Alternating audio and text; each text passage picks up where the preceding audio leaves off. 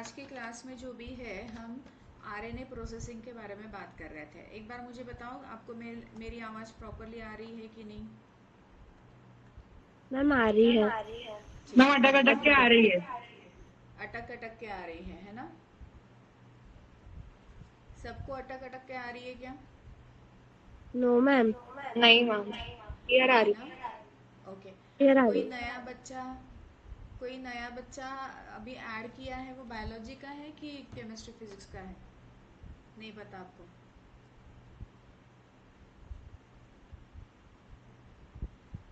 ठीक है, चलो बढ़ते हैं। हम अपने इसमें आ जाते हैं। हम जो भी है आरएनए प्रोसेसिंग के बारे में बात कर रहे हैं। आरएनए प्रोसेसिंग में हमने देखा कि यहाँ 3 स्टेप में काम होता है: कैपिंग, स्प्लाइसिंग एंड टेलिंग। ठीक है ना? इन तीनों लेवल पे यहाँ पे काम चलते रहता है। हमें जो भी है अब इसी प्रोसेस को ठीक से देखना है। कैपिंग मतलब क्या? तो 5 डैश एंड जो भी है, उस 5 डैश एंड की वहाँ मुझे देखना है कि क्या जाता है। ठीक है ना? खुशहाली, हाय खुशहाली, थोड़ा सा वीडियो ऑन करो बेटा। आप पहली बार क्लास में आ मैम रहे वो हो ना? जयू है। कौन है? जयू है। अच्छा, जयू है। Oh my God. ठीक है, मत कर, वैसे ऑन किया तो भी चलेगा। चलो, तो हम कैपिंग के बारे में बात करें। कैपिंग के इसमें हम देखें तो 5 डैश एंड की तरफ रहता है, और इस 5 डैश एंड का मॉडिफिकेशन जहाँ पे हम बोलेंगे कि 7 ग्वानिन मिथिलेटेड कैप जो भी है वहाँ पे अटैच्ड हो जाता है। Splicing condition is restricted to eukaryote only. Then tailing, जहाँ पे अप्रोक्सीमेटली 250 रेसिड्यूज जो भी है वो लगते रहते हैं। अब यहाँ पे एक एक चीज़ को हमें समझना है। हम ये समझ रहे थे why this processing is required. तो हमने बोल दिया to protect the mRNA from cytoplasmic digestive enzymes, 5 dash and recognise करने के लिए। उसके बाद जो भी है हमने बोल दिया क्या क्या काम करता है, पॉली ए टेल क्या काम कर रहा है भाई, क्यों हो रहा है, तो प्रोटेक्शन टू एमआरएनए। ठीक है, और यहाँ पे टर्मिनेशन प्रोसेस करवानी है ट्रांसलेशन की, उसके लिए काम में आ जाता है। ठीक है, देन हमने यहाँ पे बोला स्प्लाइसिंग की ज़रूरत क्यों है, तो स्प्लाइसिंग की ज़रूरत है for the separation of exon and intron. और ये ज़रूरत इसलिए है क्योंकि इंट्रॉन एंड एक्सॉन दोनों मिलाकर डीएनए से जो एमआरए बना है उसकी लेंथ बहुत ज़्यादा है, और ये लंबा सा एमआरएनए न्यूक्लियर पोर से बाहर नहीं आ सकता, क्योंकि न्यूक्लियर पोर का साइज़ जो भी है वो न्यूक्लियर पोर का साइज़ थोड़ा सा छोटा है। ठीक है ना? ओके। और ये HNRNA जो बना है थोड़ा सा साइज में बड़ा चला गया है। और यहाँ पे एक्सॉन जो है वो बेसिकली काम की चीज़ है, और इंट्रॉन जो भी है उतने काम की चीज़ नहीं है। मतलब ट्रांसलेशन के लिए जो भी कोडॉन्स कैरी आउट करने पड़ते हैं वो एक्सॉन में है, और ट्रांसलेशन के लिए जो भी कोडॉन कैरी आउट करने पड़ते हैं वो इंट्रॉन में नहीं है। तो इंट्रॉन की वहाँ ज़रूरत ही नहीं है, इसलिए इंट्रॉन को बाहर मत भेजो भाई। और इसी चीज़ के लिए यहाँ पे यूकैरियोट में स्प्लाइसिंग ये प्रोसेस परफॉर्म की जाती है। कल के क्लास में हमने देखा था कि कौन से 3 टाइप्स, कौन से 3 स्टेप्स हैं आरएनए प्रोसेसिंग के, और उसका इम्पोर्टेंस क्या है, क्यों कैपिंग करना चाहिए, क्यों टेलिंग करना चाहिए, क्यों स्प्लाइसिंग करना चाहिए। ठीक है ना? क्यों एग्जैक्टली क्यों, इसके पीछे का रीज़न हमने यहाँ पे समझ लिए। और स्प्लाइसिंग करते वक्त किस तरीके से एक्सॉन इंट्रॉन जा रहे, दूर जा रहे, जमा हो रहे, वो भी हमने यहाँ पे देख लिया। ठीक है ना? टेलिंग का फॉर्मेशन जो भी है वो किस तरीके से चला जा रहा है वो भी फिर से हमने यहाँ पे देख लिया। आज हमें इन सारी चीज़ों को डिटेल में देखना है। तो हम देखेंगे, कुछ चीज़ें हमने तभी भी डिटेल में देखी थी लेकिन कुछ अभी भी देखनी है। तो ये जो आरएनए प्रोसेसिंग है, इस आरएनए प्रोसेसिंग को हमें थोड़ा सा डिटेल फॉर्म में देखना है। ठीक है ना? तो हम इसको क्या देखेंगे, डिटेल फॉर्म में, प्रोसेसिंग वाइज कंडीशन पे हम देखेंगे। हम प्रॉपरली स्टेप वाइज जाएंगे। जहां हम पहले स्टेप के लिए बोल रहे हैं क्या, तो फॉर्मेशन ऑफ जी कैप। लिखो मेरे साथ साथ, फॉर्मेशन ऑफ जी कैप। और ये जी कैप कैसे है, हमने बोल दिया 7 मिथिलेटेड जी कैप। तो ये 7 मिथिलेटेड जी कैप आपको कंपल्सरीली याद रखना है। ठीक है ना? यहाँ पे इस प्रोसेस को परफॉर्म करने के लिए हमारे सामने जो भी है वो 3 एंजाइम्स है। 3 enzymes are required to complete this process. ठीक है ना? तो कौन सी 3 एंजाइम्स यहाँ पे है? तो हम यहाँ पे पहले वाला एंजाइम लेने की कोशिश करें, जिसको हम बोलेंगे अ फॉस्फेटेज और फॉस्फोहाइड्रोलेज एंजाइम। लिखो नंबर 1 अ फॉस्फेटेज,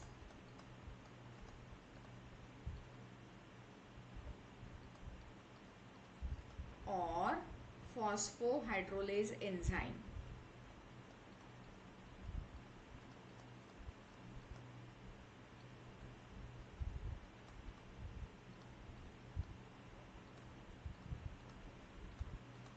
हो गया? लिख के हो गया? तो मेरी तरफ देखना है, कोई लिखेगा नहीं उसके बाद। मैं जो भी पढ़ाऊंगी ना, बस इधर देखना मेरी तरफ। ठीक है। अब ये जो भी है, ये फॉस्फोहाइड्रोलेज एंजाइम क्या करता है? तो इसके लिए यहीं पे देखो, भी कुछ मत लिखना। हाँ, अभी भी मत लिखना, मैं लिखने के लिए टाइम दे दूंगी। यहाँ पे क्या है? तो रिमूवल ऑफ 1 फॉस्फेट। ठीक है, हम बोलेंगे ये क्या करता है? तो removal of 1 phosphate group, 1p group जो भी है, कहाँ से रिमूव करता है? From the 5th end of nascent RNA। From 5th end of nascent RNA। Nascent RNA का मीनिंग क्या है बच्चों? तो हम बोलेंगे HNRNA, जिससे हमें मैच्योर RNA में कन्वर्ट करना है। ठीक है ना? ओके। अब यहाँ पे हम एक टेंटेटिव लेवल पे mRNA ले ले। हमने mRNA ग्रीन कलर का ड्रॉ किया था, मैं यहाँ पे ग्रीन कलर ही ड्रॉ कर रही हूँ। हम यहाँ पे बोलेंगे हमने एक नेसेंट mRNA ले लिया। नेसेंट mRNA का ये 5' एंड है और यहाँ पे चला गया है 3' एंड। हम कंसीडर करें इस 5' एंड की तरफ जो भी है वो T A C G C A T ऐसा जो भी सीक्वेंस है वो चले जा रहा है। Got the point? ठीक है। अब यहाँ पे ये जो T है ना आखिरी, इस T में हम क्या देखें? तो इस पे एक फॉस्फेट ग्रुप, दूसरा फॉस्फेट ग्रुप और तीसरा फॉस्फेट ग्रुप ये लगा हुआ है। मतलब ये T कैसा है? तो DTTP इस फॉर्मेट में है, ट्राइफॉस्फेट के फॉर्मेट में है। ठीक है। अब इन्होंने हमें ये बताया कि बॉस ये जो एंजाइम है ना, फॉस्फोहाइड्रोलेज एंजाइम, ये क्या कर रहा है? तो इस फॉस्फेट ग्रुप को यहाँ से रिमूव करेगा। ठीक है ना? ये क्या करेगा? उस फॉस्फेट ग्रुप को वहां से रिमूव करेगा। अगर वो उस फॉस्फेट ग्रुप को रिमूव कर रहा है तो अब हमारे हाथ में 2 फॉस्फेट ग्रुप यहाँ पे दिख रहे हैं। ये T लगा हुआ है, ठीक है, थायमीन, और ये चला है प्रॉपरली mRNA। मतलब अब इसके 5' एंड की तरफ मुझे जो भी आखिरी का न्यूक्लियोटाइड था वो 3 फॉस्फेट के बजाय 2 फॉस्फेट वाले फॉर्म में दिख रहा है। क्या आपको इतना प्रोसेस क्लियर हुआ है क्या? वो बताओ मुझे। Yes ma'am. Very good. उसके बाद ना दूसरा एंजाइम आता है। दूसरा जो भी एंजाइम है, ये सारे हम एंजाइम के बारे में ही बात कर रहे हैं बच्चों और उसका एक्सप्लेनेशन देते जा रहे हैं। दूसरा एंजाइम है, उसका नाम चला जाता है ग्वानिलिन ट्रांसफरेज। ठीक है, मैं एंजाइम का नाम लिख रही हूँ, आप तब तक ऊपर की चीजें लिखो। ग्वानिलिन ट्रांसफरेज।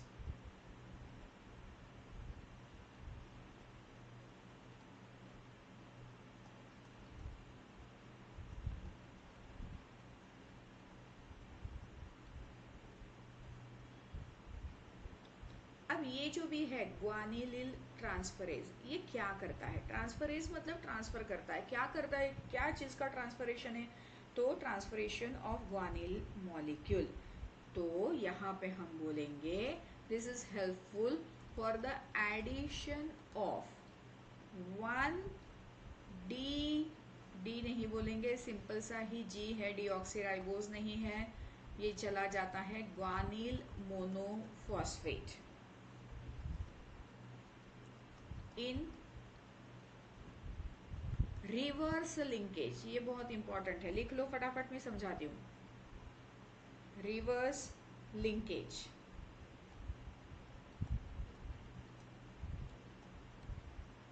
ब्रैकेट में लिख के रखेंगे that is from 5' to 5' instead of 3'।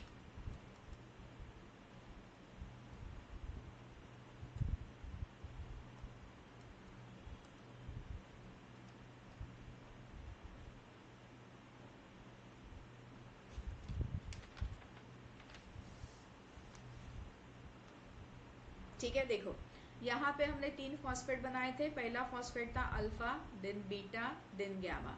हमने बोल दिया यह गामा फॉस्फेट यहाँ से रिमूव कर दिया था, उसकी वजह से यहाँ पे अल्फा और बीटा ये दोनों फॉस्फेट है। आपका लिख के हो गया क्या? मुझे एक्सप्लेन करना है, बताइए लिख के हुआ हो तो। और देखोगे यहीं पे जब मैं एक्सप्लेन करूंगी तो आप कुछ नहीं लिखोगे।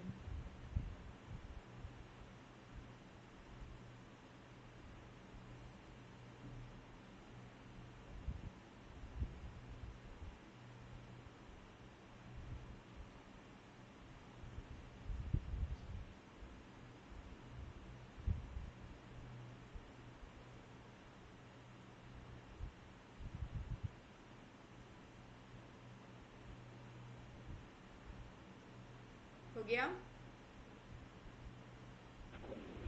एक मिनट मैम बस। हाँ,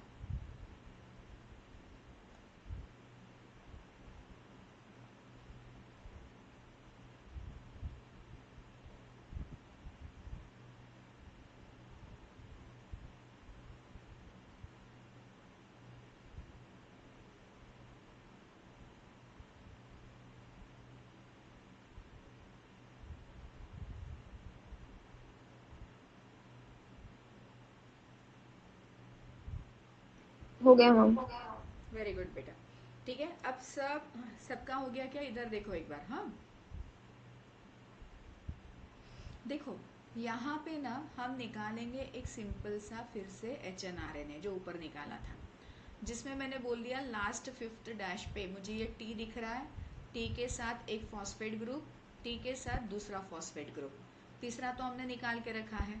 पहला फॉस्फेट ग्रुप था जिसको हम अल्फा बोलते हैं, दूसरा है बीटा, तीसरा खाली है, और ये इसका 5' एंड है और इसका इधर चला गया 3' एंड। फिलहाल हमें 3' एंड की तरफ देखना ही नहीं है। पता है यहाँ मजेदार चीज क्या हो जाती है? तो यहाँ पे मजेदार चीज ये हो जाती है कि इसके साथ अटैच्ड होने के लिए आया है ग्वानिल मोनोफॉस्फेट। ठीक है ना? अब ये जो ग्वानिल मोनोफॉस्फेट आया है, तो ये फॉस्फेट ग्रुप अगर इसका यहाँ पे है तो ये इसका 5' एंड हुआ और ये हुआ इसका 3' एंड। इतना याद रखेंगे हम। ठीक है ना? अब जब एक नॉर्मल कंडीशन पे हम न्यूक्लियोटाइड को अटैच करते हैं तो हम बोलते हैं ये शुगर मॉलिक्यूल का जो 3' एंड है ना, इस 3' एंड की तरफ फॉस्फोडाइस्टर बॉन्ड बनता है। हाँ या ना? थोड़ा सा रिकॉल करके देखो।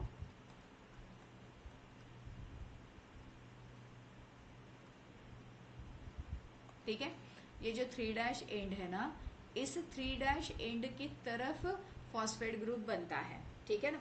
तो नॉर्मल कंडीशन से अगर एक नया न्यूक्लियोटाइड ऐड हो रहा है तो उसने फॉस्फोडाइस्टर बॉन्ड जो है वो यहीं पे बनाना चाहिए।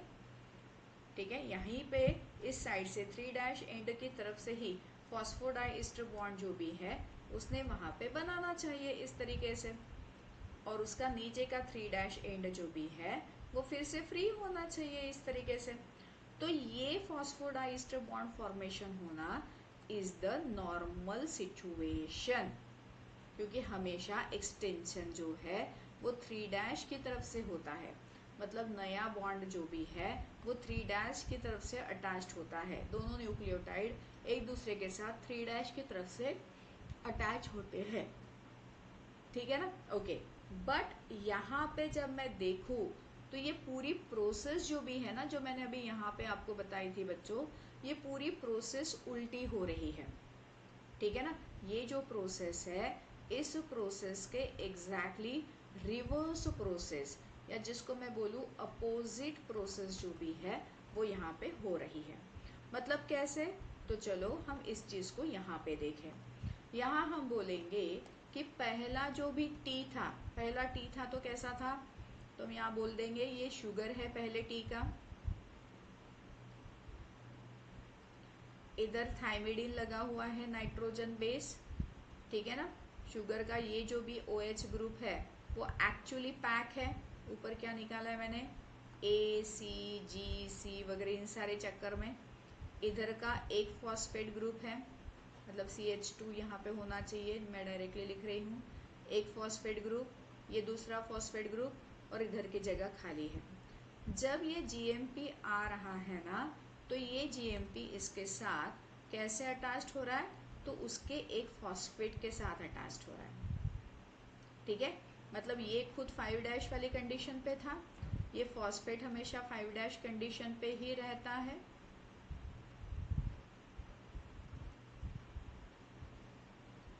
ठीक है। और इधर फिर इसका ग्वानीन अटैच रहेगा, मतलब ये 3' कंडीशन पे रहेगा, और इधर भी मुझे 3' मिलेगा। मतलब अब ये कैप साइड पे ये 3' पहला आया हुआ है ग्वानीन, और इधर का नॉर्मल 3' एंड था। तो यहाँ पे जो भी कैप्चरिंग या हुआ है वो कैसे हुआ है, बॉन्ड फॉर्मेशन 5' to 5'। ये भी 5' का फॉस्फेट ग्रुप है, और ये भी 5' का फॉस्फेट ग्रुप जो भी है वो चला जाता है, और इसी के थ्रू आगे जो भी है वो एक्सटेंशन जाने वाला है। और इधर क्या लगा हुआ, ये तो नॉर्मल था, इधर ये ग्वानिन लगा है, और इसका 3' यहाँ पे फ्री है, मतलब यहाँ पे OH ग्रुप फ्री है कि आगे वो नए ग्वानिन मॉलिक्यूल को अटैच करवाए। क्या आपको ये जी कैप फॉर्मेशन का पहला ग्वानिल मॉलिक्यूल अटैच्ड हुआ है with the help of enzyme guanylyl transferase, ये क्लियर हुआ है क्या, वो बताओ।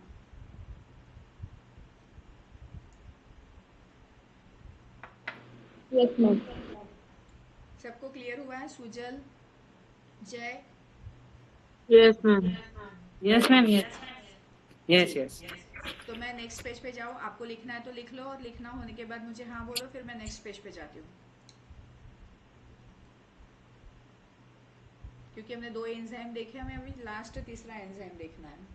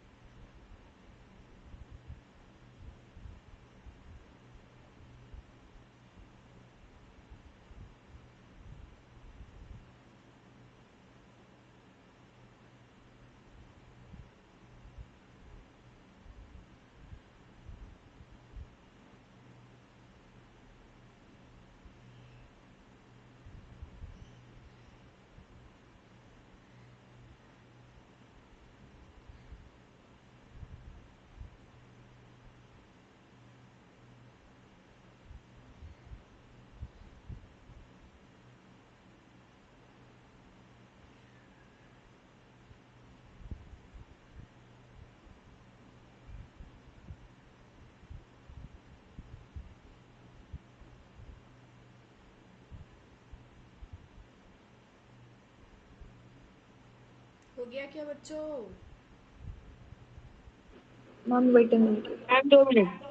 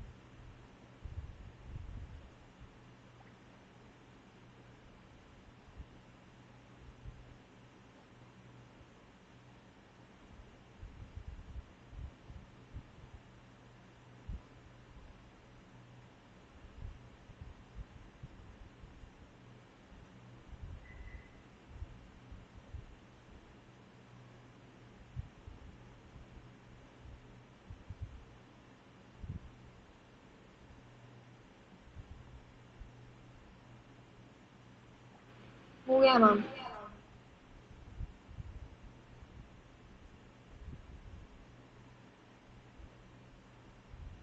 हो गया? Yes ma'am. चल, तो अब देखो यहाँ पे हमने फिर से बोल दिया कि ग्वानिल लगता है। अब इसी चीज को ना आगे लेके जाएंगे। ये ग्वानिल ट्रांसफरेज क्या करता है पता है क्या? इसने पहला तो लगा के रखा हुआ है ना? अब यहाँ पे ये जो फर्स्ट टी लगा हुआ था, सॉरी, पहला जो भी जी लगा हुआ है, वो जी आगे जाके क्या करता है, मतलब यही एंजाइम आगे जाके बाकी जी को भी अटैच करके रख देता है। जैसे अगर मैं यहाँ पे बोल दूँ तो ये अपना अपना HNRNA था। इस HNRNA के यहीं पे ये 5th डैश एंड पे लास्ट पे हमने थाइमिन बोला हुआ था। ठीक है, इसका एक फॉस्फेट ग्रुप, इसका दूसरा फॉस्फेट ग्रुप, देन ग्वानिल का पहला फॉस्फेट ग्रुप और ये पहला ग्वानिल मॉलिक्यूल। ठीक है ना? ओके, इतनी चीज हमने यहाँ पे लगा के रखी। मैं इसको ग्वानिल का फॉस्फेट ग्रुप बोलूंगी और ये ग्वानिल मॉलिक्यूल। यही एंजाइम, कौन सा? ग्वानिल ट्रांसफरेज एंजाइम, आगे जाके इसी ग्वानिल मॉलिक्यूल के साथ बाकी ग्वानिल मॉलिक्यूल्स जो भी है उसको अटैच करता है। 1 2 3 4 5 6 एंड 7। क्या इतना क्लियर हुआ आपको? ये टोटल कितने ग्वानिल मॉलिक्यूल हो गए हैं? तो 7G मॉलिक्यूल्स जो भी है वो 7 ग्वानिल मॉलिक्यूल्स जो है वो मुझे यहाँ पे दिखते हैं। बस इसको इतना याद रखो। ठीक है, जैसे ये 7 ग्वानिल मॉलिक्यूल आ गए उसके बाद यहाँ पे तीसरा एंजाइम आता है और तीसरे एंजाइम का नाम चला जाता है guanine 7 methyl transferase. Guanyl 7 Mithil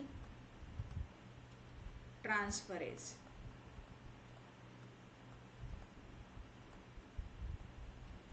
ये जो ग्वानिल 7 मिथिल ट्रांसफरेज एंजाइम है ये अब क्या करेगा? तो हम बोलेंगे add methyl group to the guanosine. लिख के रखे मेरे साथ साथ ही, एड मिथिल ग्रुप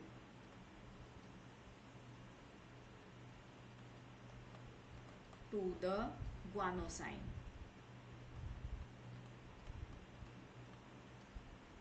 ठीक है ना? तो ये जो लास्ट मिथिल ग्रुप है ना, इस लास्ट मिथिल ग्रुप के साथ वो ग्वानोसाइन वहां पे ऐड कर देंगे, बाकी कुछ नहीं। जैसे हमने यहाँ पे बोल दिया ये अपना mRNA चला गया है, mRNA का ये 3' एंड, ये यहाँ पे चला गया 5' एंड, इसका दोनों जो भी है वो फॉस्फेट ग्रुप। उसके बाद हमने बोल दिया ग्वानिल का फॉस्फेट ग्रुप लगा हुआ है एंड 1 2 3 4 5 6 7 ग्वानिल मॉलिक्यूल यहाँ पे अटैच्ड है। ठीक है, और इस 7th ग्वानिल मॉलिक्यूल के ऊपर यहाँ पे लगा हुआ है मिथिल ग्रुप CH3। यहाँ पे क्या लगा हुआ है? ये CH3 मॉलिक्यूल लगा है। और इसी तरीके से यहाँ पे ये जो 5' कैपिंग प्रोसेस है ना, ये 5' कैपिंग प्रोसेस कंप्लीट होती है।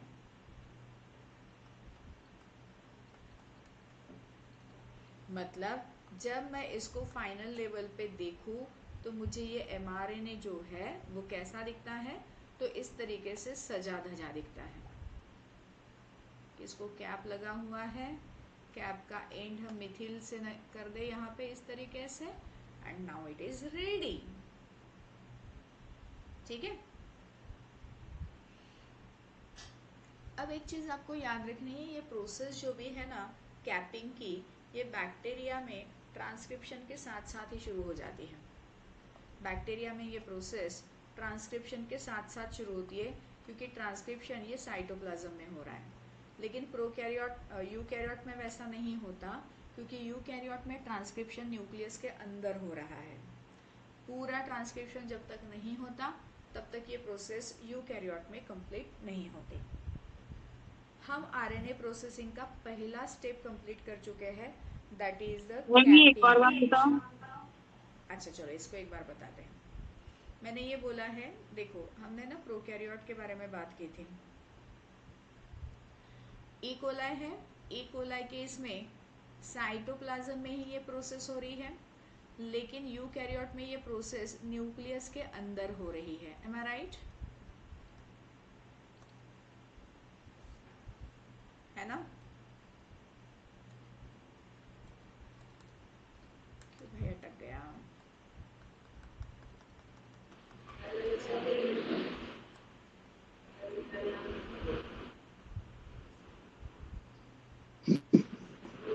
ठीक है।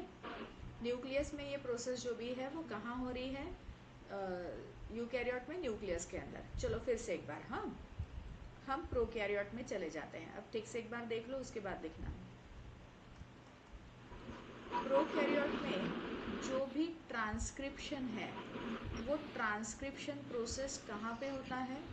तो हमने बोला हुआ है साइटोप्लाज्म में। ठीक है। फिर इधर आ जाए हम यूकैरियोटिक सेल के पास। हम यूकैरियोटिक सेल में देखें तो यूकैरियोटिक सेल में ट्रांसक्रिप्शन ये प्रोसेस जो भी है वो कहाँ पे होता है? तो हम बोलेंगे न्यूक्लियस के अंदर, विद इन द न्यूक्लियस। ठीक है। क्योंकि ये प्रोसेस साइटोप्लाज्म में ही हो रहा है, तो साइटोप्लाज्म में ही हमें यहाँ पे 5' कैपिंग ये प्रोसेस जो भी है वो उसके साथ चलते हुए दिखती है। वो वेट नहीं करती है। एक पर्टिकुलर 200 वगैरह न्यूक्लियोटाइड इतना एमआरएनए लंबा हो गया कि ये प्रोसेस स्टार्ट हो जाती है। 5' कैपिंग की ऊपर की प्रोसेस साइटोप्लाज्म में साइमल्टेनियसली गोइंग ऑन।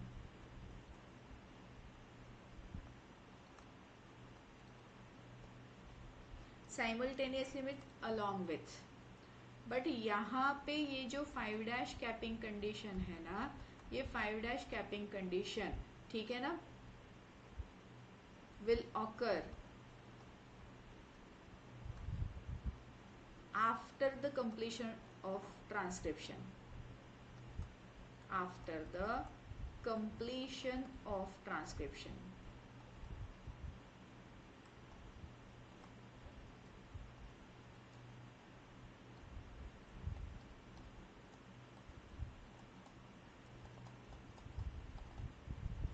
ठीक है। तो यहाँ हम बोलेंगे ये बैक्टीरियल सेल है। चलो बैक्टीरियल सेल को बैक्टीरियल सेल की तरह बनाओ। ये बैक्टीरियल सेल है ई कोलाई सेल, जहाँ पे उसका डबल स्ट्रैंडेड सर्कुलर डीएनए मुझे यहाँ पे दिख रहा है, और इसी डबल स्ट्रैंडेड सर्कुलर डीएनए के वहाँ से पर्टिकुलर लेंथ तक यहाँ पे एमआरएनए बना है। अभी भी एमआरएनए बाहर नहीं निकला है, वहीं पे बना है, लेकिन उसी वक्त साइमल्टेनियसली यहाँ पे कैपिंग कंडीशन हो गई है। क्या इतना क्लियर? वो वेट नहीं करता कि पूरा ट्रांसक्रिप्शन हो जाए, पूरा एमआरएनए बाहर आ जाए, उसके बाद मैं उसको कैपिंग करूँगा। अब ऐसा क्यों है? ऐसा इसलिए है क्योंकि जैसे ही ये एमआरएनए आया है तो यहाँ पे इसके ऊपर अटैक होने के चांसेस रहते हैं। अटैक कौन करेगा? तो डाइजेस्टिव एंजाइम्स। तो और ये कैपिंग क्या काम करता है? हमने कैपिंग के लिए क्या बोला था, उसका फंक्शन है to protect the mRNA from the digestive enzymes, am I right? और वहां पे साइटोप्लाज्म में ही तो ये mRNA सीधा सीधा चले जा रहा है। किसके साइटोप्लाज्म में? बैक्टीरिया सेल के साइटोप्लाज्म में तो ये अभी बन गया। तो यहाँ पे जो साइटोप्लाज्मिक डाइजेस्टिव एंजाइम है वो इसके ऊपर अटैक कर सकते हैं ना, और उसको अटैक से प्रिवेंशन देने के लिए प्रोकैरियोट में जैसे ही ट्रांसक्रिप्शन प्रोसेस चल रहा है, mRNA बना हुआ है, पर्टिकुलर लेंथ तक चला गया है, तो तुरंत उसको कैपिंग किया जाता है। मतलब वहां पे mRNA बनते जा रहा है, HN बनते जा रहा है, HN RNA, और इधर कैपिंग होके उसके 5' एंड को प्रोटेक्शन भी मिल चुका है। बट ऐसी चीज यूकैरियोट में नहीं होती है। क्यों भाई, ऐसा क्यों नहीं हो रहा है? तो यूकैरियोट में हम बोलेंगे कि यहाँ साइटोप्लाज्मिक डाइजेस्टिव एंजाइम का कोई रोल ही नहीं है। यूकैरियोट के न्यूक्लियस के अंदर जो भी डबल स्ट्रैंडेड हेलिकल पैटर्न से डीएनए है, उस डीएनए से तो mRNA बन रहा है, और इसलिए पहले mRNA प्रोसेस पूरी हो जाएंगी, उस पूरी होने के बाद फिर वहां पे कैपिंग स्टार्ट हो जाएगा। What the point? वहां साइमल्टेनियसली ट्रांसक्रिप्शन एंड कैपिंग ये प्रोसेस नहीं होगी, क्योंकि वहां साइटोप्लाज्मिक डाइजेस्टिव एंजाइम का कोई डर ही नहीं था, न्यूक्लियस के अंदर थी सारी चीजें। इसलिए पूरी पहले प्रोसेस होती है, उसके बाद कैपिंग प्रोसेस होती है। क्या अभी क्लियर हुआ है क्या, वो बताओ मुझे। मैम एक बार फिर से एक्सप्लेन करिए ना। ओके, एग्जैक्टली किस पॉइंट पे अड़ रहा है वो बताओ मुझे। मैम ये जो आपने अभी डायग्राम में समझाया चलो फिर से एक बार डायग्राम बनाते हैं। ई कोलाई की डायग्राम बनाओ कि ई कोलाई में ओके है कि दोनों चीजें क्या करना है वो बताओ। देखो, ये ई कोलाई की डायग्राम बना देते हैं। ई कोलाई सेल है बेटा, यस ठीक है। ई कोलाई सेल के साइटोप्लाज्म में ही मुझे उसका डबल स्टैंडर्ड सर्कुलर डीएनए मिलता है, हाँ या ना? हाँ वेरी गुड। मतलब जो भी mRNA बन रहा है, ये mRNA अभी इस वक्त न्यूक्लियस के अंदर बंद है कि डायरेक्टली साइटोप्लाज्म पे आया हुआ है?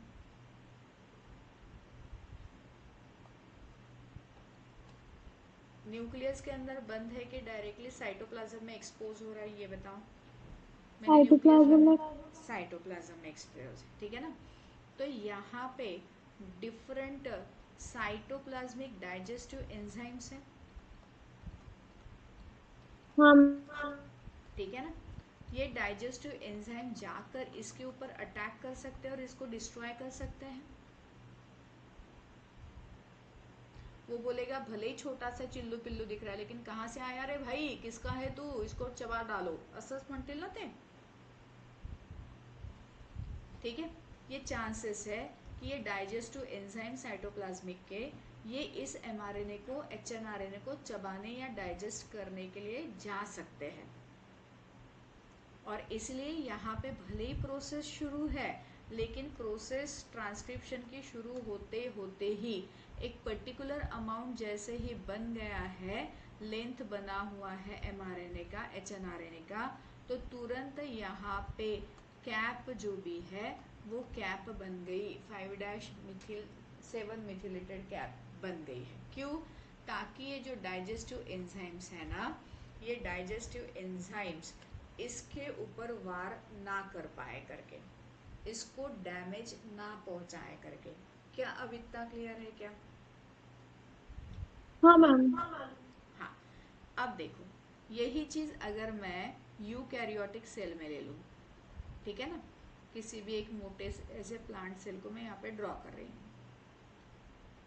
ठीक है, जहाँ पे हम बोलेंगे साइटोप्लाज्म बाहर है और इधर हमें न्यूक्लियस मिल जाता है।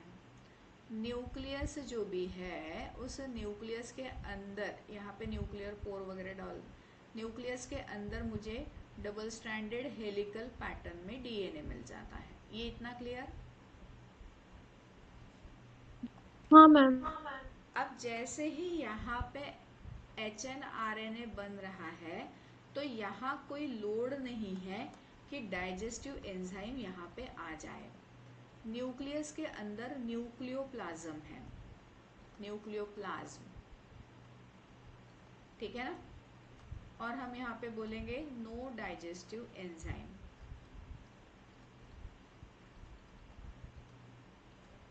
वहाँ साइटोप्लाज्म तो है नहीं डाइजेस्टिव एंजाइम आने के लिए, ठीक है। सिंपल सा जो भी है वो न्यूक्लियोप्लाज्म वहाँ पे दिख जाता है। क्या इतना क्लियर?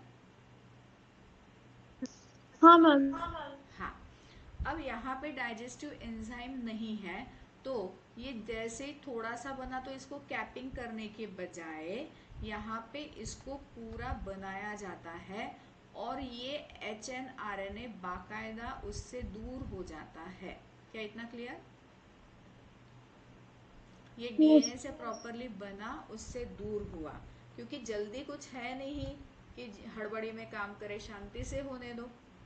और जैसे ये बना उसके बाद इसके ऊपर 5-7 मिथिल ग्वानोसाइन कैप जो भी है ना, वो यहाँ पे डाली जाती है। इसलिए डाली जा रही है क्योंकि वो अभी साइटोप्लाज्म में नहीं है, तो डाइजेशन का कोई टेंशन नहीं है जैसे यूकैरियोटिक सेल में था। क्या इतना क्लियर अब? हाँ मैम। कि अभी फिर से एक बार समझाओ, आप मुझे बताओ। मैम समझ गए। वेरी गुड, ठीक है ना। तो मैम ये ये ई कोलाई के बाजू वाले में जो नो डाइजेस्टिव एंजाइम है, हाँ, वो वाला बताओ ना एक बार, यूकैरियोट। यूकैरियोटिक सेल में ये नो डाइजेस्टिव एंजाइम न्यूक्लियोप्लाज्म में है। न्यूक्लियोप्लाज्म का मीनिंग क्या जाएगा? जो न्यूक्लियस के अंदर रहता है वो, और जो सेल के अंदर रहता है उसको हम बोलते हैं साइटोप्लाज्म। उसको हम क्या बोलते हैं? साइटोप्लाज्म, ठीक है ना। डाइजेस्टिव एंजाइम जो भी है जो इसको टेंशन दे सकते हैं, वो डाइजेस्टिव एंजाइम्स हमेशा साइटोप्लाज्म में प्रेजेंट है, हमें न्यूक्लियोप्लाज्म में नहीं दिखते। क्योंकि न्यूक्लियोप्लाज्म के अंदर ही, मतलब न्यूक्लियस के अंदर ही ट्रांसक्रिप्शन प्रोसेस होती है, ठीक है ना। वो न्यूक्लियस के अंदर का जो भी आरएनए है वो बाहर जाने के पहले अपने आप को कैपिंग करवाएगा। उसको जल्दी जल्दी नहीं है कि इधर न्यूक्लियोप्लाज्म आ रहा है, न्यूक्लियोप्लाज्म में एमआरएनए बन रहा है, लेकिन फिर भी मैं जल्दी जाओ, जल्दी भर दूँ, जल्दी ये कर दूँ, जल्दी वो कर दूँ, ऐसा कुछ होगा क्या वहाँ पे? कोई ज़रूरत नहीं है, क्योंकि न्यूक्लियोप्लाज्म में एमआरएनए का जो नया बना हुआ 5' एंड है वो सेफ है। जैसे वो डेंजर जोन में जा सकता था ई कोलाई में, वैसा वो डेंजर जोन में न्यूक्लियोप्लाज्म के अंदर नहीं है। अब क्या इतना क्लियर हुआ है आपको?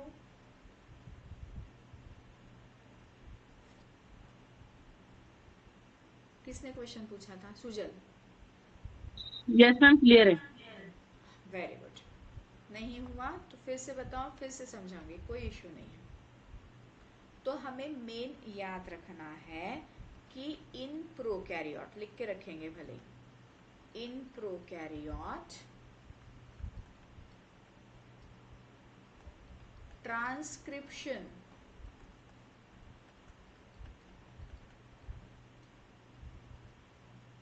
ठीक है, and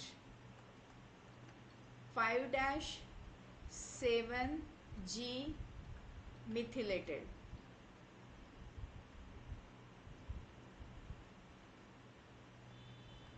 cap capping process goes on simultaneously। इतना लेट कौन आया क्लास में?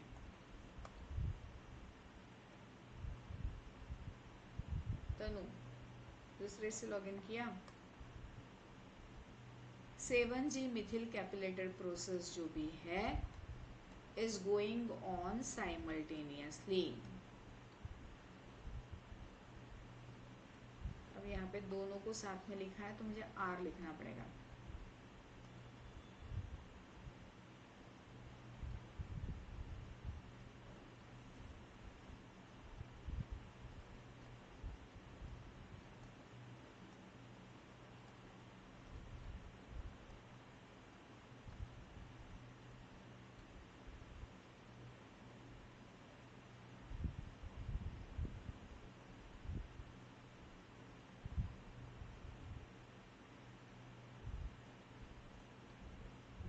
ये सिर्फ यूकैरियोट में साथ में हो रहा है। प्रोकैरियोट में एक प्रोसेस कंप्लीट होने के बाद दूसरी प्रोसेस होगी, मतलब ट्रांसक्रिप्शन पहले कंप्लीट होगा, उसके बाद आरएनए प्रोसेसिंग होगा, 7 कैप वाला।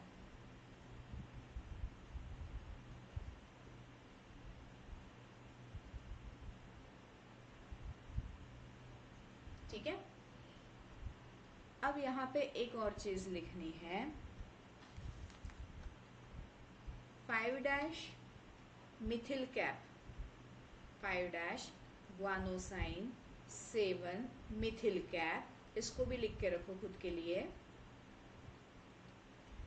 Is the landmark, is the landmark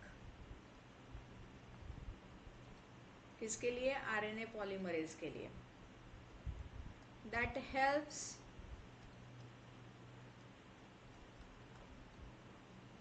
the cell to distinguish, helps to the cell RNA polymerase,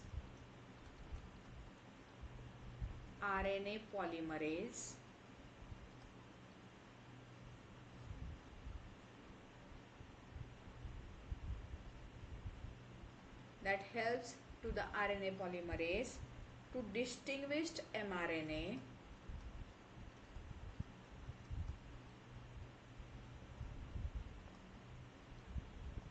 मैं यहाँ पे HNRNA लिखती हूँ क्योंकि उसके ऊपर काम चल रहा है। नहीं क्लियर हुआ तो mRNA ब्रैकेट में लिख के रखेंगे, फ्रॉम अदर RNAs।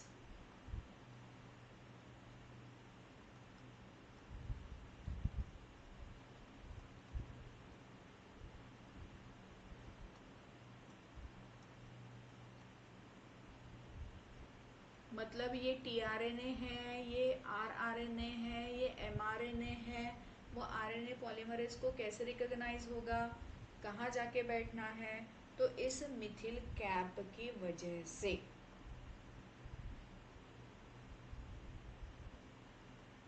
क्या इतना क्लियर है क्या? और एक चीज खुद के लिए याद रखनी है, फॉर योर सेल्फ। तो यहाँ बड़ा सा चौकोनी क्लाउड आएगा, ठीक है ना? उस चौकोनी क्लाउड में हम लिख के रखेंगे। मैं भी यहाँ पे चौकोनी बॉक्स, इसको हम बोलेंगे कि रिमेम्बरिंग बॉक्स। ये बॉक्स हमें यहाँ पे बना के रखना है, ठीक है ना?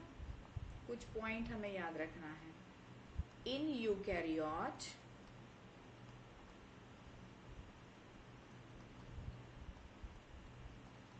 RNA polymerase 1 and RNA polymerase 3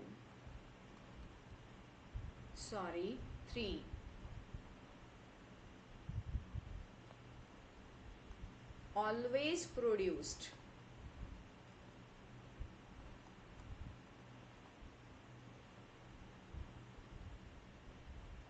uncapped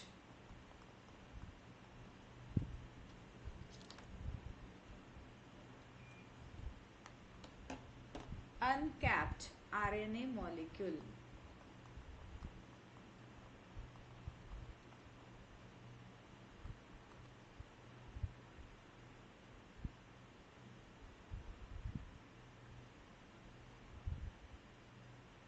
ये भी खुद के लिए याद रखना है कि भाई कैप्ड आरएनए मॉलिक्यूल सिर्फ आरएनए पॉलीमरेज 2 डेवलप करता है और uncapped RNA polymerase 1 and polymerase 2। ये सिर्फ हमने यूकैरियोट में क्यों बोला? क्योंकि हमने इसके पहले वाले क्लास में सीखा हुआ है कि भाई प्रोकैरियोट में एक ही टाइप का आरएनए पॉलीमरेज रहता है जो 3 डिफरेंट टाइप्स ऑफ मॉलिक्यूल बनाता है आरएनए का, rRNA, tRNA and mRNA.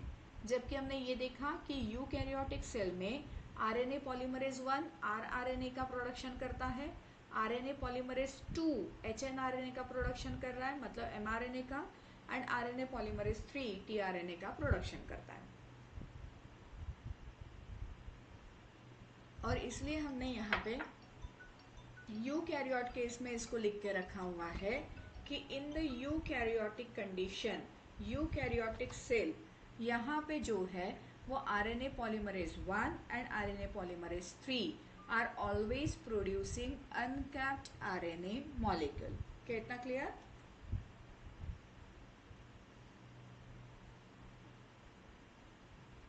Yes, ma'am. ठीक है, तो ये चीज आपको याद रखनी है। ये हुआ कैपिंग से रिलेटेड। देन हम यहाँ पे अपना जो भी सेकंड टाइप है ना, जो सिर्फ यूकैरियोटिक सेल में होता है, जिसको हमने बोला हुआ है आरएनए स्प्लाइसिंग।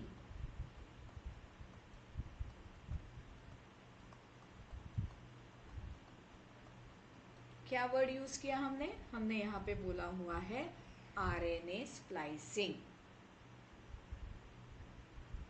ठीक है ना? अब ये जो आरएनए स्पाइसिंग जो भी है, ये क्या करता है? तो यहाँ हम बोलेंगे कि यहाँ एक्सप्रेस्ड सीक्वेंसेस जो है, these are interrupted by intervening sequences. तो मैं पहले एकदम इसमें लिख के दे रही हूँ, लिखो इन यूकैरियोटिक सेल। ये कहाँ पे हो रहा है? सिर्फ यूकैरियोट में हो रहा है।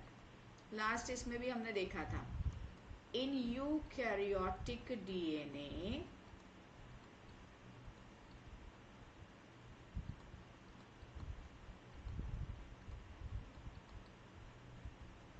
the expressing sequences in eukaryotic DNA, the expressing sequences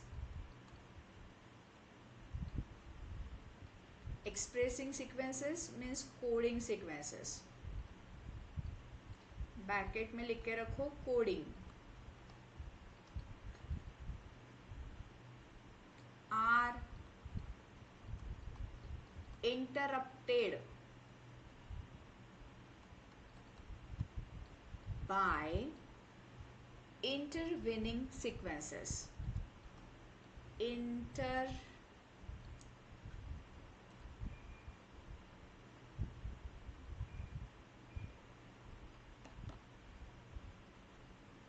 वेनिंग sequences.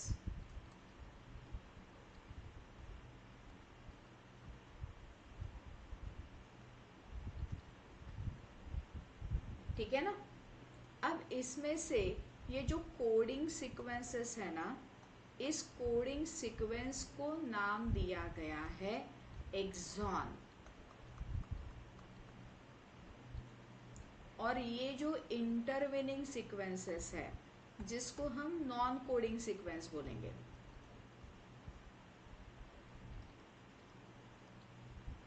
और इसको नाम दिया गया है इंट्रॉन। तो न्यूक्लियस के बाहर एक्सॉन में जाना चाहिए, क्योंकि एक्सॉन न्यूक्लियस के बाहर जाने वाले वो एक्सप्रेस्ड सीक्वेंसेस है, और एक्चुअली उसको एक्सॉन बोला गया है। ठीक है? अब ना इसका मीनिंग समझने की हम कोशिश करें। तो चलो हम इसको मीनिंग के साथ समझें। यहाँ मैं फिर से एक ना, मैं डायरेक्टली HNRNA ले रही हूँ, हाँ, जो 5' एंड का है और ये 3' एंड का है, और हमने यहाँ पे अभी इसको ग्वानिल कैप जो है वो लगा के रखी हुई है। ठीक है ना? और उसके साथ उसकी मिथिल की टोपी जो भी है फाइनल, वो भी मुझे वहां पे दिख रही है। क्या इतना क्लियर?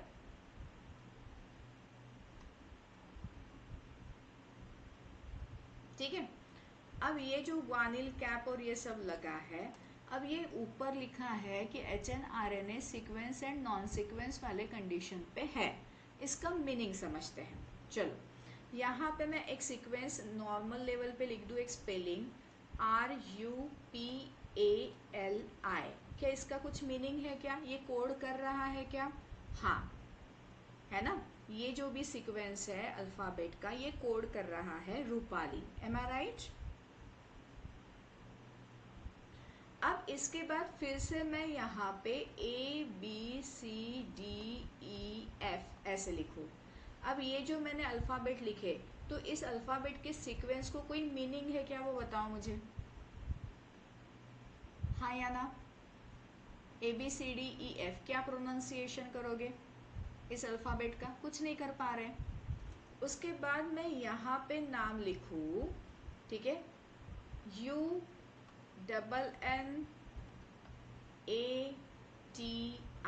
फॉर एग्जाम्पल, तो उन्नति। क्या ये सीक्वेंस लिखा इसका मीनिंग है? हाँ, थोड़ा सा है। फिर मैं यहाँ पे लिख दूँ फिर से MNOPQR, क्या इसका कोई मीनिंग जा रहा है क्या? बताओ मुझे। नहीं, मतलब मैंने ये जो mRNA यहाँ पे लिखा, ठीक है ना, इस mRNA पे ये इतना जो भी है इसका मुझे क्या मिलने लगा? तो ये कोड मुझे मिलने लगा, इसका कोई सेंस डेफिनेटली बन रहा है। लेकिन ABCDEFG जब हम इसको इस तरीके से बना रहे हैं तो इससे कोई कोड डेवलप नहीं हो रहा है ना, डिकोड नहीं कर पा रहे हैं, यहाँ पे कोई सेंस डेवलप नहीं हो रहा है। फिर से हमने ये स्पेलिंग देखा तो यहाँ पे मुझे कोड मिला हुआ है, यहाँ पे मुझे सेंस डेवलप हुआ ऐसा मिल रहा है। उसके तुरंत बाद जो सीक्वेंस हमने देखा वो अगेन नॉन कोडिंग का सीक्वेंस मुझे देखने लगा, उसे कोई सेंस ही वहाँ पे नहीं दिखता है। क्या आपको इतना क्लियर हुआ है क्या? पहले ये बताओ मुझे।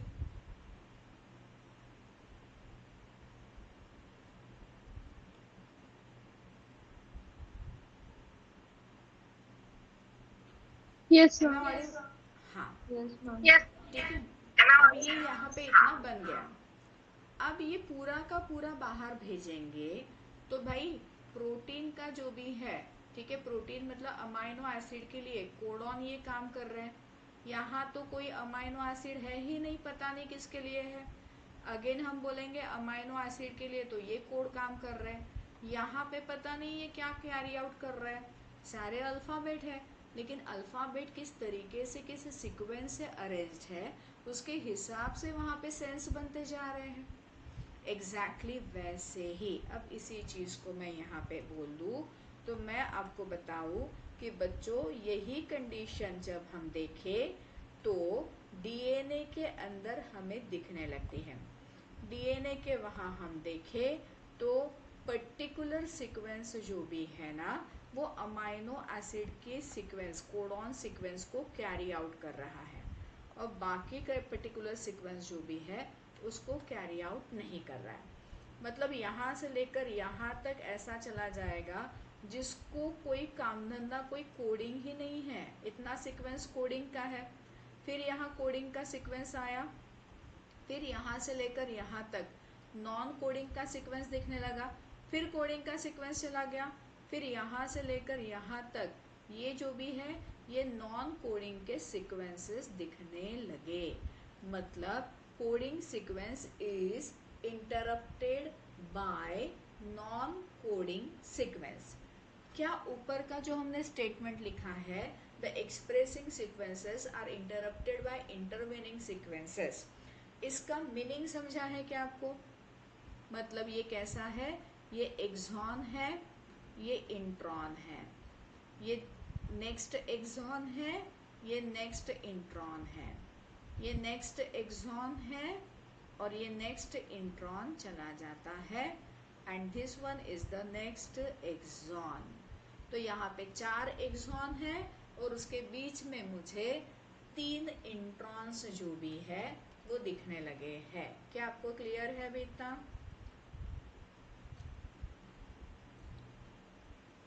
अब इतना जो Yes, काम ma'am. करनी है उसको साइटोप्लाज्म में नहीं भेजना है।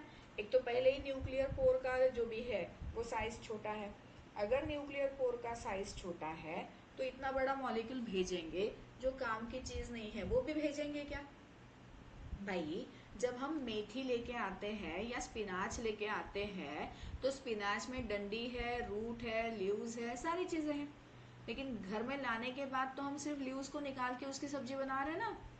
मेथी भी देखो तो लीव्स की पत्ती हम निकाल लेते हैं, वहां से लीव्स निकालते हैं मेथी की पत्ती, उसकी सब्जी बना रहे हैं, उसके स्टेम और रूट तो हम फेंक देते हैं। एग्जैक्टली वैसे ही भले ही डीएनए को खुद को प्रोटेक्शन देने के लिए कोडिंग एंड नॉन कोडिंग ये सीक्वेंसेस एक दूसरे के साथ अटैच होकर इतना लंबा डीएनए था, लेकिन अब इस डीएनए की इंफॉर्मेशन को प्रोटीन सिंथेसिस के लिए साइटोप्लाज्म में भेजना है तो काम की ही चीज भेजेंगे। जो काम की चीज नहीं है उसको क्यों भेजना है वहां पे? और इसीलिए सिर्फ और सिर्फ यूकैरियोट में ये चीज हो रही है, क्योंकि कोडिंग नॉन कोडिंग ये बंदा जो भी है, ये कंसेप्ट जो है वो सिर्फ यूकैरियोट के डीएनए में है, प्रोकैरियोट के डीएनए में नहीं है। क्या अब इतना क्लियर हुआ है क्या, वो बताओ मुझे।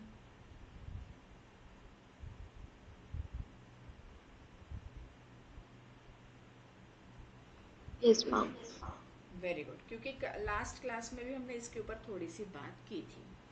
अब इसकी वजह से क्या हो रहा है, इसको कट करना पड़ेगा ना, तो इसको यहाँ से कट करना पड़ेगा हर एक जगह से, ठीक है। अब यहाँ से कट करने के लिए यहाँ एक प्रोसेस होती है जहाँ पे स्प्लाइसोसोम नाम का एंजाइम आता है, या फिर हम इसको प्रोटीन मॉलिक्यूल बोलेंगे।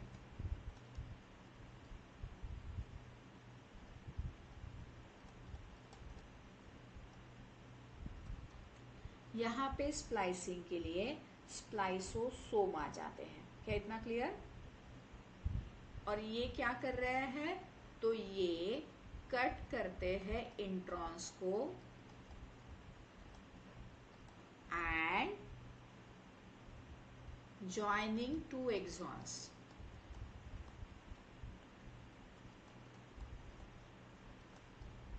To each other.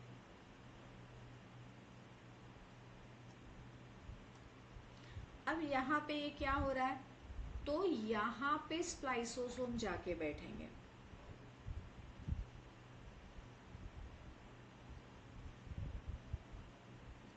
ये कोडिंग और नॉन कोडिंग का जो बाउंड्री था ना बच्चों, वहां पे जाके ये स्प्लाइसोसोम बैठेंगे और ये स्प्लाइसोसोम एक दूसरे की तरफ अट्रैक्ट होने लगेंगे।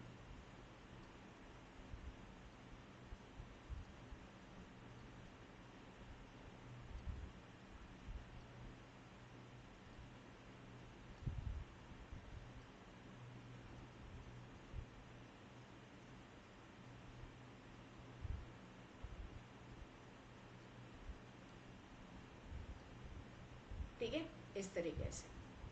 अब जैसे, अब इसको बहुत गंदा दिख रहा है तो इसको और थोड़ा सा अच्छा कर दूं मैं। देखो, ये स्प्लाइसोसोम एक दूसरे की तरफ अट्रैक्ट हो जाएंगे, ये स्प्लाइसोसोम एक दूसरे की तरफ अट्रैक्ट हो जाएंगे, ये स्प्लाइसोसोम एक दूसरे की तरफ अट्रैक्ट हो जाएंगे।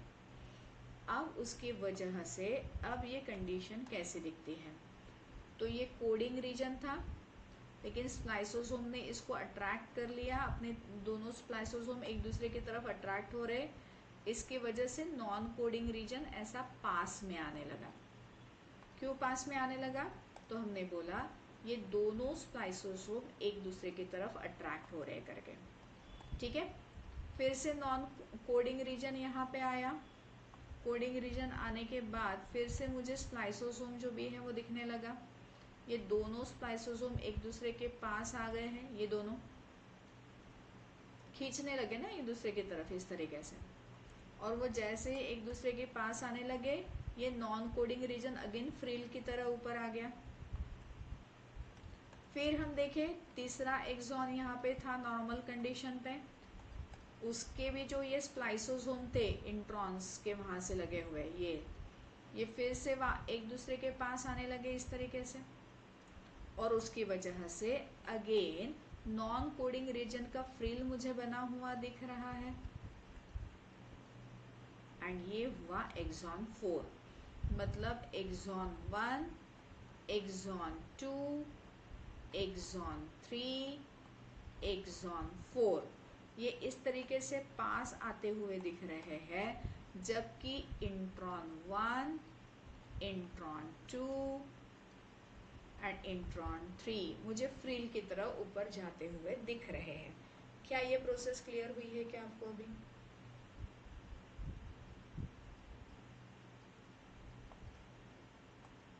Yes ma'am. आगे जाके ये जो भी है ना पूरे एक्सॉन्स एक दूसरे के साथ प्रॉपरली पैचअप किया जा रहा है इनका। मतलब ये 1, E2, E3 और E4 यहाँ पे प्रॉपरली दिख रहे हैं। और ये जो थे ना I1, ठीक है, इसके बाद I2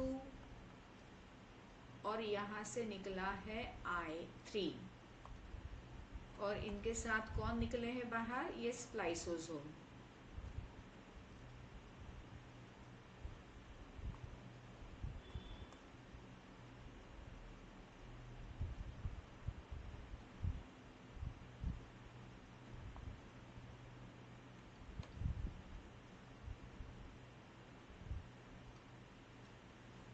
ठीक है, और उसका ये जी कैप। क्या अभी आपको ये प्रोसेस समझा है क्या, बताइए मुझे। यस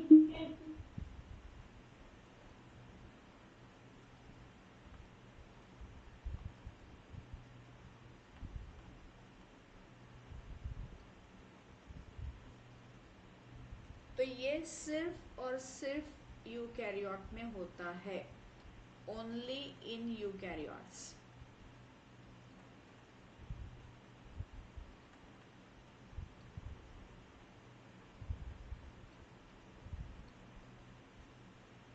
ये याद रखना है बस।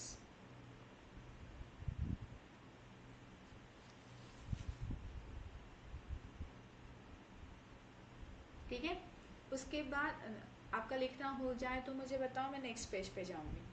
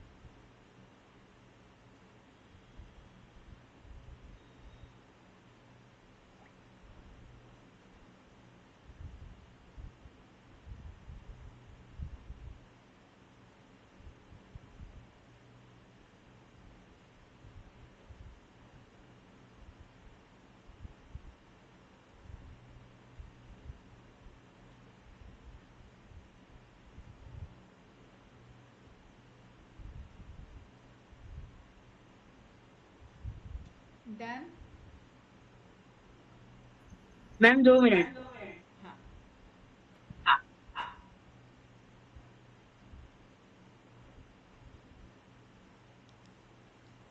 चल बढ़ते हैं आगे। ठीक है ना, तो ये हुआ आरएनए स्प्लाइसिंग वाला।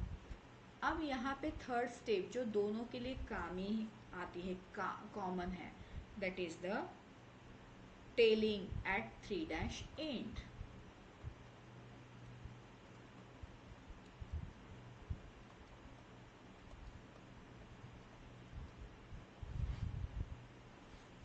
ठीक है ना, हम यहाँ पे क्या बोलते हैं, कौन सी टेल बन रही है, पॉली ए टेल। ठीक है, जहां पे हमने बोल दिया कि अप्रोक्सीमेटली, देखो अप्रोक्सीमेटली लिखना बहुत जरूरी है। ठीक है, 200 to 300 के बीच में यहाँ पे हम बोल रहे हैं 250 adenosine residues, 250 adenosine residues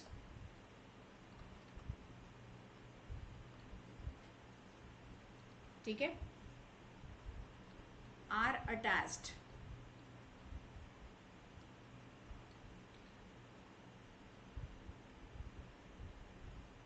with the help of, कौन सा एंजाइम है लिखना पड़ेगा ना हमें, with the help of enzyme template independent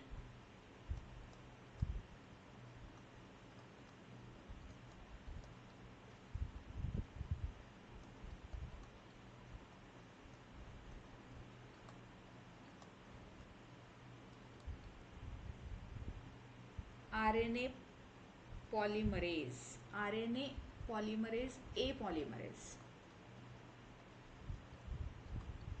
RNA poly A polymerase.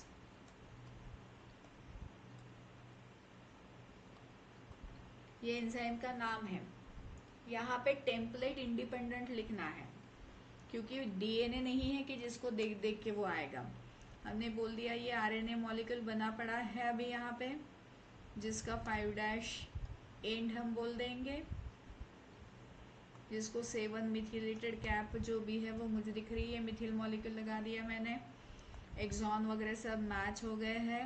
अब हमें देखना है कि यहाँ ए आएगा। अब ऊपर तो टी, ऊपर कोई टी तो है नहीं क्योंकि डीएनए है ही नहीं वहाँ पे, तो टेम्पलेट को देख देख के एडेनाइन मॉलिक्यूल नहीं आ रहे, टेम्पलेट को छोड़ दिया, इंडिपेंडेंटली वो आते जा रहे हैं और यहाँ पे सारे एडेनाइन मॉलिक्यूल अटैच्ड होते जाएंगे। और इसलिए हमने यहाँ पे जो भी है वो एंजाइम का नाम लिखा है template independent RNA poly A polymerase. इतना लंबा एंजाइम है और वो इतना लंबा अप्रोक्सीमेटली 250 एडेनोसाइन रेसिड्यूज, इतना लंबा जो है वो ये टेल बनाएगा। ठीक है ना। अब ये टेल जो भी बना हुआ है तो इसका पर्पस क्या है, क्या फंक्शन प्रोवाइड किया है भाई इस टेल को, तो it is actually helpful to export, हम बोलेंगे helpful to export matured mRNA. अब एमआरएनए मैच्योर्ड हो गया यहाँ पे,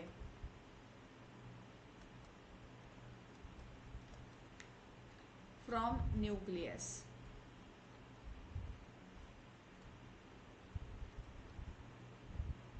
ठीक है ना। अब ये चीज ना सिर्फ और सिर्फ यूकैरियोट में हो रही है क्योंकि प्रोकैरियोट में क्या है, तो डाइजेस्टिव एंजाइम से बचना अगेन। बाकी दोनों जो भी फंक्शंस है वो यूकैरियोट एंड प्रोकैरियोट के लिए सेम है। दूसरा हमने बोल दिया सर्व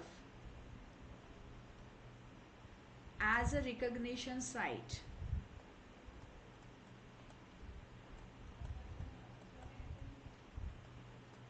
टर्मिनेशन प्रोसेस करनी है ना, स्टॉप करना है ना प्रोसेस को,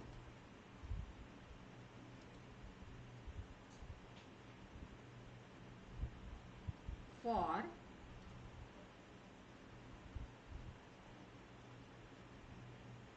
ट्रांसलेशनल बाइंडिंग फैक्टर।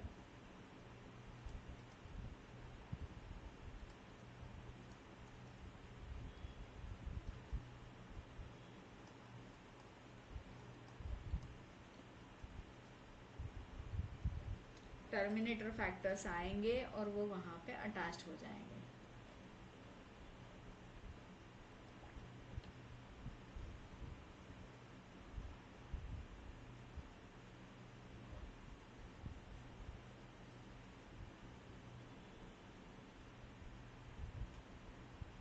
क्या इतना क्लियर आपको?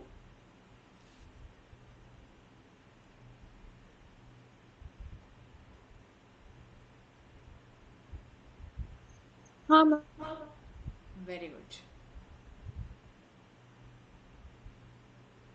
तो यहाँ पे ये जो प्रोसेस है आरएनए प्रोसेसिंग का, ये एक्चुअली खत्म हो जाता है एंड फाइनली हमारे हाथ में हम देखें तो एक मैच्योर्ड आरएनए मिल जाता है। Now it is ready for the translation. और ये क्या कर रहा है, तो न्यूक्लियस से बाहर आ जाएगा यूकैरियोट में है तो, और अगर प्रोकैरियोट में है तो वो साइटोप्लाज्म में पूरा कंप्लीटली आ जाएगा और ये एमआरएनए डीएनए से डिटैच्ड है वो दिखेगा। ठीक है ना। मतलब अगेन हम यहाँ पे निकालें, अगर ये प्रोसेस मुझे यूकैरियोट में दिखती है तो अब मुझे कैसे दिखेगा, तो यहाँ पे डबल स्ट्रैंडेड सर्कुलर डीएनए दूर चला गया है यूकैरियोटिक इसमें। ये यूकैरियोट का एमआरएनए हम यहाँ पे निकाल के रखे, उसके साथ जो भी है वो कैप निकाल के रखी हुई है ठीक है ना। यहाँ पे कैप को 7 पोजीशन पे मिथिल ग्रुप अटैच्ड है and now this one is the poly A tail. ये कंडीशन मुझे कहाँ पे मिलेगी? ये है MR या matured mRNA in the cytoplasm of E coli. क्या इतना क्लियर? लेकिन वही चीज अब मैं इधर देखूं किसमें, यूकैरियोटिक सेल में, तो अब मुझे क्या दिखेगा?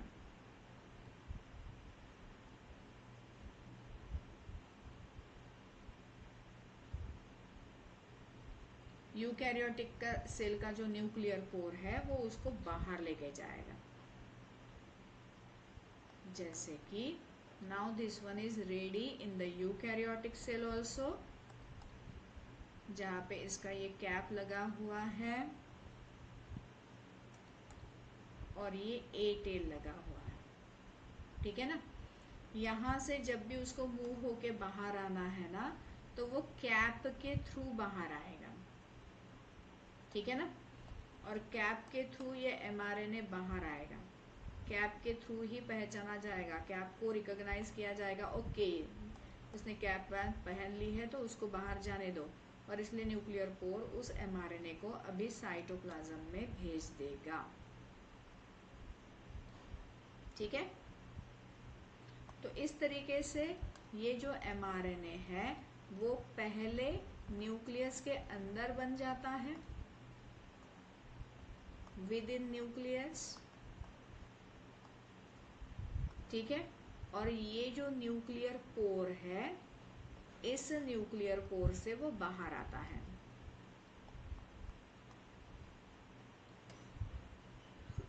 और कौन सा एंड सबसे पहले बाहर आता है? तो 5' and.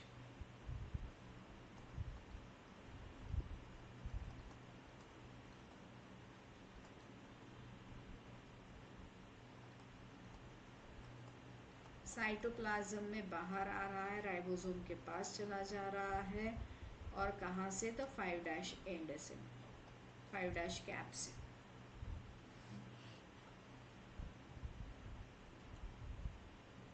Now this mRNA is ready in the cytoplasm for the translation.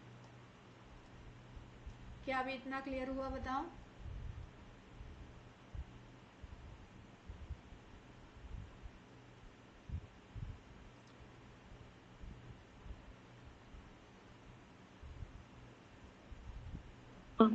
Yes, ma'am. हाँ, तो ये हमने यहाँ पे देखा